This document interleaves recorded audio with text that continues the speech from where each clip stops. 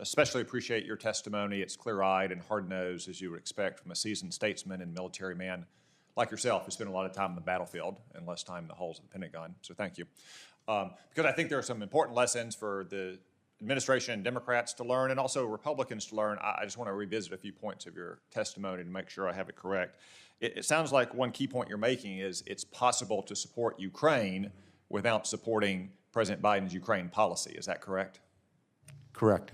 And if I could synthesize the critique I've heard about President Biden's Ukraine policy, maybe down to a few points. First, in 2021, he did what Winston Churchill cautioned that we should never do with dictatorships, but especially Russia, gave them temptations to a trial of strength by giving away the store on the New START Treaty and Nord Stream 2, turning the cheek on the Colonial Pipeline hack, inviting him to a big summit in Europe. Is that one part of your critique is that President Biden tempted Vladimir Putin to achieve what he's always wanted to achieve, which is subjugating Ukraine to a new Russian empire? Yes, Senator, does. Senator, I'm a big believer in patterns. We all have patterns. We go to the store the same way, buy the same service station, and so do leaders. And Putin saw in the leadership of President Biden a pattern, and he was able to exploit it. Second, over the year of the war, it sounds to me like your critique is that President Biden and the administration have been pussyfooting around their support for Ukraine. It's constantly providing them just enough to avoid a catastrophic defeat, not enough to win. It's, as you say, a pattern we've seen from the very beginning. We'll give them ammunition, but not artillery. We'll give them artillery, but not HIMARS. We'll give them HIMARS, but not armor. We'll give them Bradleys, but not Abrams. We'll give them Abrams, but not cluster munitions and F-16, which is where we are now. And therefore, he's dragged out the war longer than we should have if we had just provided Ukraine with what it needed to defend its territory from the very beginning. Am I right about that? You're correct, Senator. Senator, and you'll appreciate this. It's like doing a river crossing. Once from the near bank to the far bank, you don't get in the middle on a river crossing. You decide it was not a good idea. Yeah. Once you commit, you go. And to a point you were making earlier, and Senator Kaine discussed with you, is that President Biden keeps talking about supporting Ukraine for as long as it takes, which is a substitute for helping Ukraine win as quick as it can. Is that right? I believe so, because if this goes to a long-range fight, it's an endless war, and they cannot win a war of attrition. Yeah, so from the beginning, it shouldn't have been about supporting Ukraine as long as it takes. It should be helping them win as quick as they can. For the record, Senator Kaine talked a lot about seeing through the rearview mirror. I think you were making these very points a year ago, weren't you, when you were looking through the windshield, not the rearview mirror? Correct, sir. And I think a lot of us were.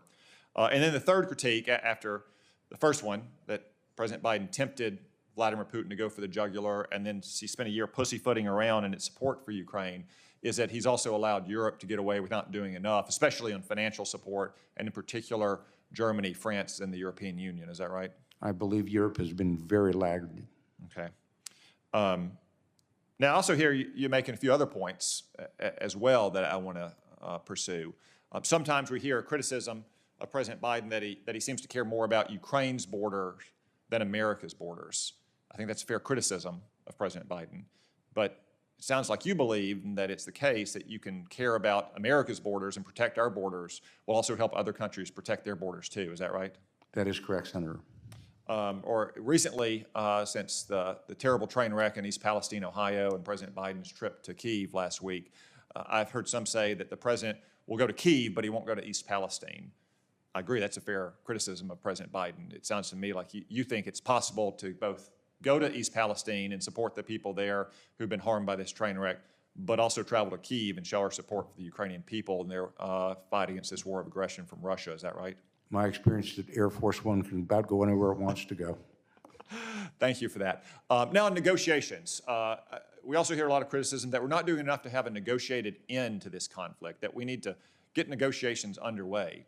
I think one of your key points in terms of supporting Ukraine now, backing them to the hilt as quick as we can, not for as long as it takes, is that the only way to get a negotiated settlement is to convince Vladimir Putin he has more to lose on the battlefield than he does at the negotiating table. Is that right? That's correct, Senator. And what you need to push pressure on him, if he loses his army, he loses, and that's what you put him at risk of.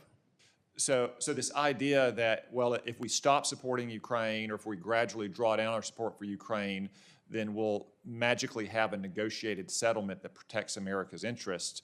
What you're saying is that no, what we would do is further embolden Vladimir Putin, exactly what Joe Biden did in 2021, to try to achieve maximalist gains, first in Ukraine and then down the road against NATO partners. Is that right? That's correct, Senator. It's fool's gold if you think you can reduce aid. Okay. Thank you, General.